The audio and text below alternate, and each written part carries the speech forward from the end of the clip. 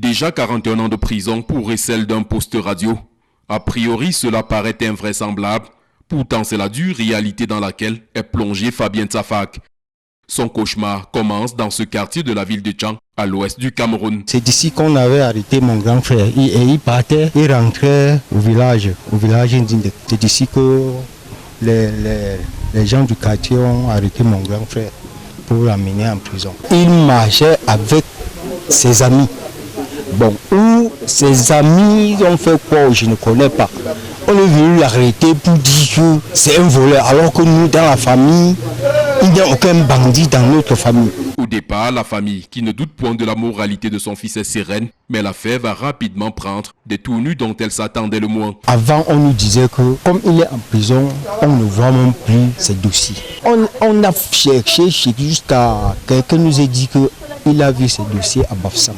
L'espoir de pouvoir enfin comprendre les motifs réels de l'incarcération de leurs membres, une nouvelle fois vole en éclats. Voilà, on prend la route pour Bafoussam, on arrive, on voit le juge, on fouille le dossier, jusqu'à le dossier nous montre, le procureur nous montre ses dossiers. Il nous dit maintenant que allez vous arranger et venir pour qu'on voit comment on va faire. On part à la maison, on se prépare et en rentrant maintenant, on ne voit plus ces dossiers sur la table. Donc depuis ce jour-là, ça nous a dépassé.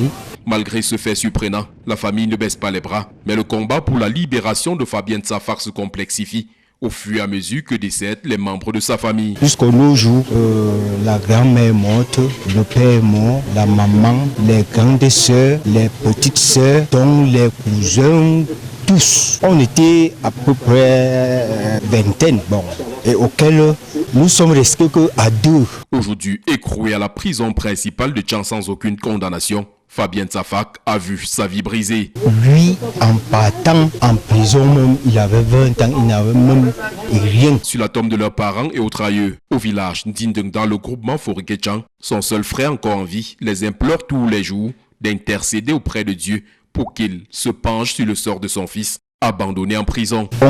J'ai tout fait jusqu'à perdu l'espoir.